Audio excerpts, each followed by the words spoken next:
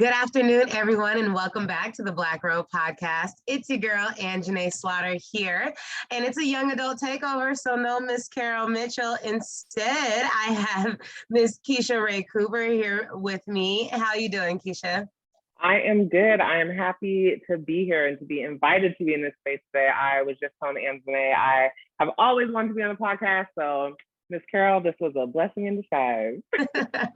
I'm so excited to have you on here. It's always good to have another young face because, we could just talk naturally. And I feel like our audience really appreciates it when we have other young voices on here as well.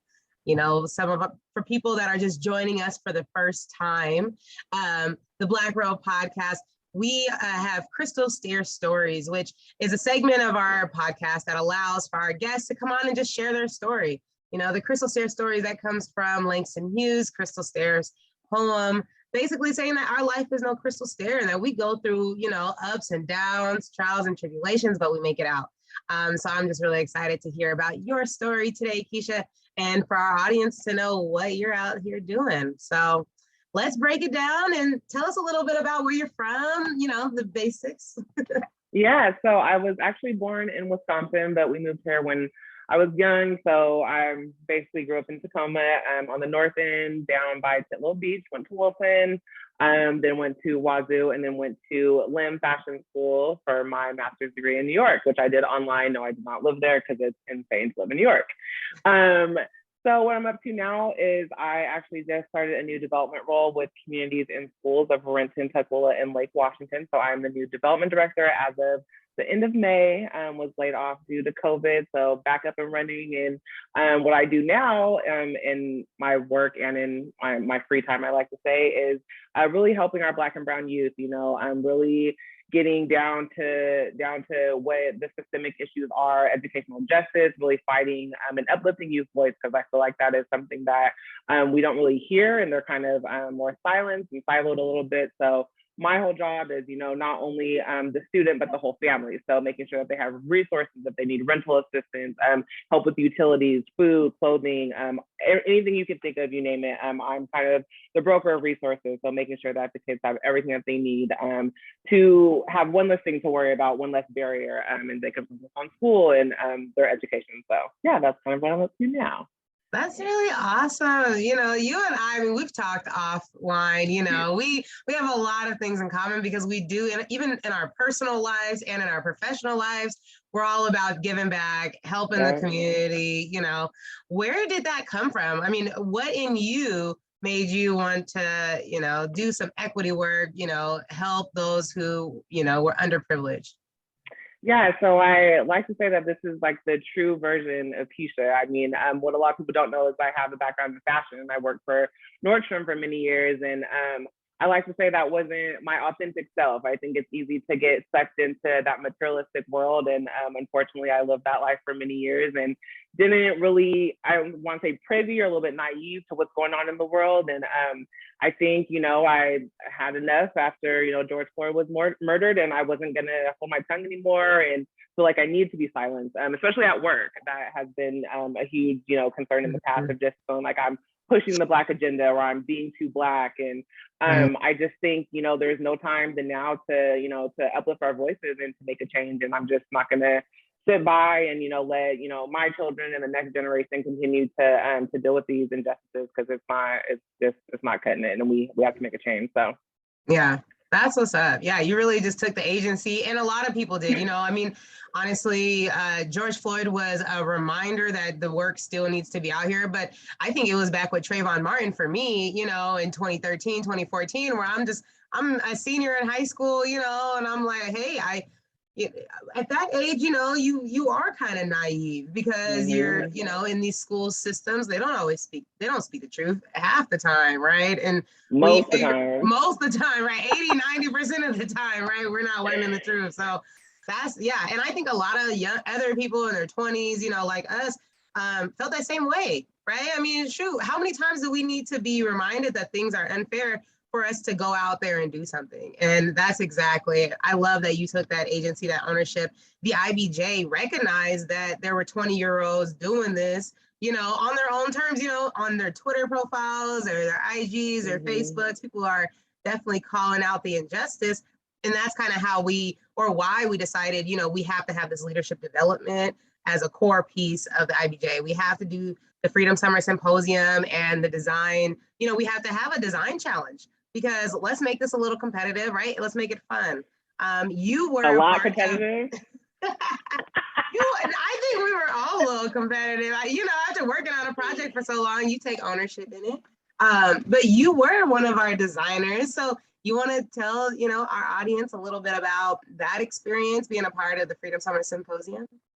Yeah, so I, again, cannot give enough kudos to IBJ and Carol and the entire team for even allowing us to have this space. I mean, when we had our follow-up call after the challenge was over, I feel like the biggest takeaway and the thing I wish that we had more time to spend on was the legacy builders. Like, I could take notes all day. Like, I didn't want that portion to end, and just so much knowledge and lived experience. Like, it just blew my mind. So I would say that was the biggest takeaway. But honestly, a lot of people were reaching out to me too via Instagram, being like, "Oh, what is this? Like, are we gonna do this again next year?" I'm like, "Oh yes, like make sure you stay plugged in and follow IBJ and keep in touch with everything that's going on," because it was honestly such an amazing experience. And Dale and I actually still work together on the core coordinating team, which I'll get to. But yeah, just allowing us to have that space to really bring our vision to life in a not so strict, so like linear way. Like, it really challenged me to think outside the box. Like, when we went to Dub and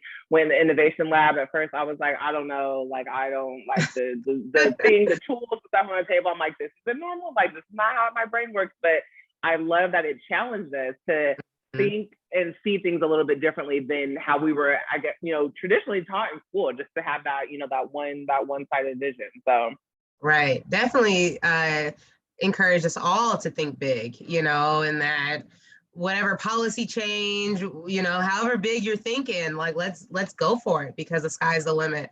I love that. Yeah, it's definitely just the first one. We will have more for sure. We can't cut out the Freedom Summer Symposium, not at all. So for those that were interested, definitely, as Keysha says, stay in tune with us. Stay in touch with us on Instagram, Facebook, Twitter, because we will be having another design challenge. And the best thing too is that, like you said, it's the legacy builders. It's that that intergenerational dialogue. A lot of people think young folks like us, we don't care. We don't want to listen to our elders.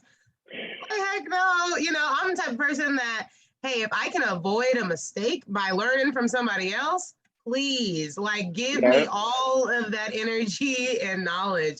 And so we'll keep that aspect in there as well. I'm really glad you were able to build off of that. You appreciated that. Yes, I love that part. That was my favorite part. That should be a whole day. Yeah, right. Absolutely. And it is who we are too. It's very much a part of IBJ to have our elders, teach us, educate us, and vice versa, for us as young folks to be able to educate our elders. Because again, there might be some misconceived, notions some preconceived notions that young people don't care, but it's not true. We are here. There are some strong leaders like yourself, like myself, that definitely value those conversations. So I'm glad I really appreciated that. So what else are you up to now? What are you doing? So what I have been working on since I think we got recruited December of last year was our city council appointed position with the core coordinating team, which falls under Heal the Heart of Tacoma initiative with Mayor Woodard. So we are finally building out our transformation teams, which, if you are not following us on Instagram already, please do so. It's at Heal the Heart of Tacoma. We are trying to get more, community leaders, advocates, youth to join these teams so that we can really start digging into this equity work and trying to, I say this loosely, make Tacoma an anti-racist city, which we know that's going to take a lot of work, and that's a bold statement in itself, but we need community effort to do that. So yeah, if you're interested, either you can hit me up on IG or you can follow Heal the Heart of Tacoma. For sure. And for people that don't know or aren't, following the news, what is the Heal the Heart of Tacoma initiative about?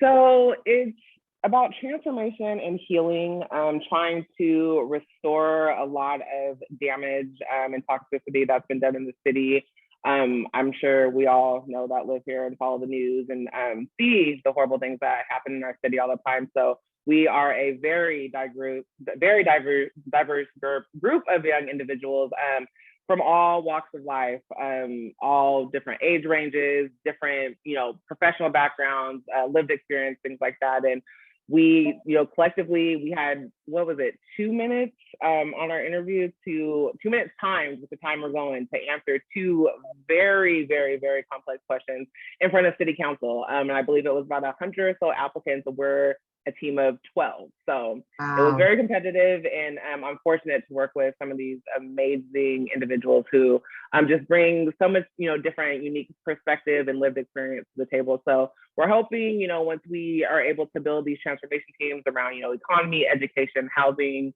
there's 2 more too that we're also working on that will actually be able to have like tangible work and really, really, really dive into this work. And it's crazy because we've been meeting only virtually since we started last December. So only a few of us have actually even met in person, and it's crazy because we meet every other Monday and it feels like we're a family, but we've actually never met in person, which is so crazy. So yeah. It's the new norm, which I'm still not quite comfortable saying because I don't want to normalize this Zoom, I wish that we can be in the same space again. Just because the energy, you lose it.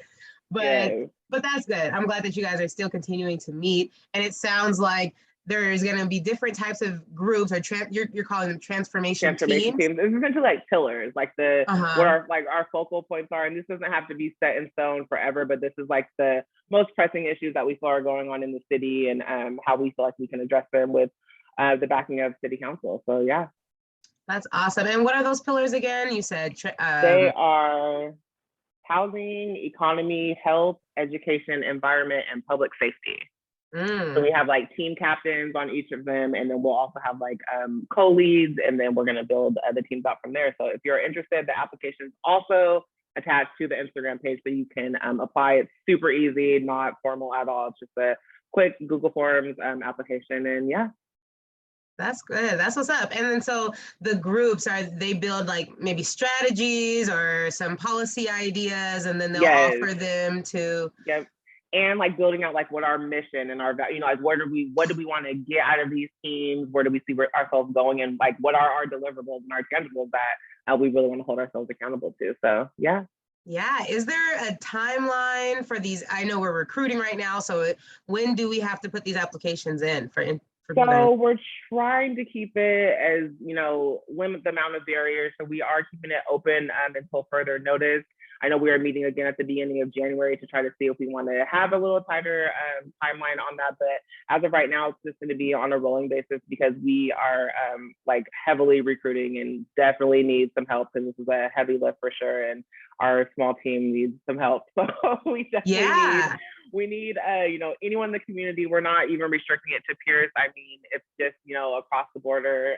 If you're interested, there's no age range, purple, green, yellow, or blue. We're not discriminating, but no background, anything. Like you can just, if you're an advocate, if you want your voice heard, if you have to bring something to the table, please apply. So yeah. That's awesome. Yeah, anyone that is from Tacoma should really take some ownership in healing and restoring Tacoma.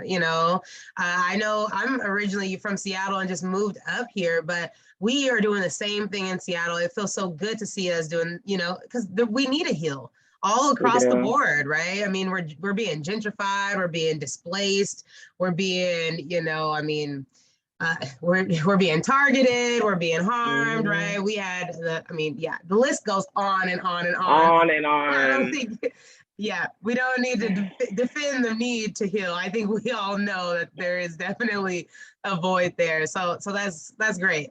Anyone that's watching, please, you said that they can learn more on Instagram. Do they need to follow you? And Facebook as well. So both pages, I'm on Facebook. I don't have Facebook, but I'm on Instagram, Heal the Heart of Tacoma, and as well as Facebook. And my personal IG is Kiki86. If you want to, message me directly, I would be happy to give more information. I am on the education transformation team just because that is my wheelhouse, and that's what I do for work. So I have that connection with the youth. So if you're interested, just let me know. That's awesome. Yeah, no, we certainly will. And we'll put this information on the IBJ's website as well, you know, and we can Okay. hopefully get some traffic coming from there. Because again, we're all about giving opportunities to others and, you know, just being that drum or that smoke signal to, you know, that bulletin board of information for other people. So we'll definitely work on posting that up there as well. Well, Thank you. Thank you. let's end on a you know, less workful tip. we have Christmas coming up next week. Do you celebrate Christmas, Keysha? We do, yes. We are going to be going to my parents' house on Christmas Day. My brother and all of our family, we gather at my parents' house, and it's actually my boyfriend and I, our first Christmas together in the same state. So we are very excited. So it's going to be definitely a special Christmas. I hope we get some snow because I love snow. So I've been praying for a white Christmas. So hopefully. I know, me too. Me too. I am praying for it. I mean, just for one day, you know, I don't need it to just keep snowing. Yeah. The snow really good for one day and then we'll be good. Yeah. Right. No, I am looking forward to Christmas. You know, this year I'm actually going to be going to LA. So I won't be there won't be snow there, but yeah, I'm looking forward to that nice weather. Going to go to a Lakers game. That would be fun. It's gonna be fun. You know, we usually stay home, do it super traditional, be around the whole big family.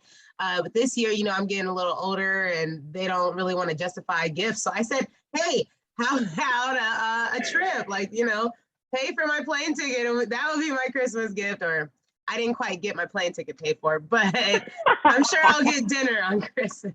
I'm sure. I'm sure.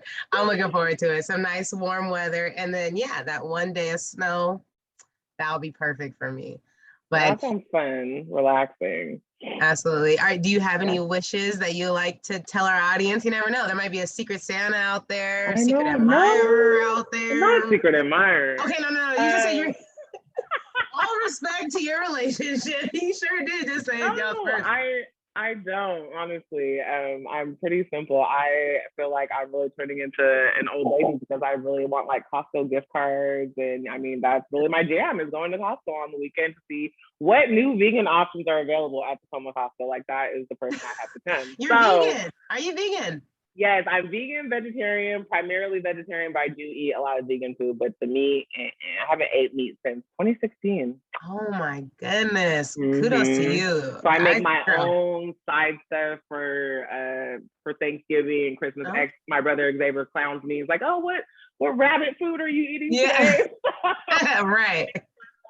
Separate stuff. So yeah, but I love it. I like it a lot. That's awesome. Well, it sounds like she's a cook, guys. So if you are ladies, you know, not just guys, anybody out there watching, Keysha could use some nice cooking stuff, vegan cookbooks or vegan whatever for Christmas. Yes. I love it. Yeah. All righty. Well, that's about it for our show today. Thank you so much, Keysha, again for joining us. Again, guys, she is a designer with us. She's a part of the IBJ, a part of our 18 to 35 cohort of young leaders that we develop. The IBJ, actually, we're taking a little pivot when it comes to our leadership development, and kind of like the Heal The Heart Tacoma, we want to open it up. We want to be more inclusive. We don't want to add barriers and deadlines to it. So what we're asking is just for a pledge from individuals, just like Keysha, just like myself, between 18 and 35 that are taking agency in their community. If you want to pledge with the IBJ, you'll then become a design challenge and you'll have access, you'll be a designer of change, and you'll have access to everything that the IBJ has to offer here. And that's what we're about. We're all about giving platforms to young leaders, giving jobs to young leaders, putting money in our pockets, especially those that are doing the right thing. So Keysha, you are already a designer of change, but anybody else that wants to be a designer, just take the pledge with the IBJ and commit to your community, and you'll be right here with all that we have to offer. So thanks so much, Keysha. I hope you have a beautiful Christmas with your family. I hope to see a lot of pictures on your IG. I know I'm following you, so I'm looking forward to it. And who knows? I mean, I don't have much time. I'm always committing myself to things, but as a resident, a homeowner here in Tacoma, I really want to be a part of the community. So maybe I'll fill out that application. Hey, I would love to Join one of have the you a team. part of our team. I would. Yes, I love to be there. Well, you have a great rest of your night. Thanks everyone for joining us tonight. You guys all have a beautiful week, and we'll see you next Thursday. Thanks so Thank much. you. Bye.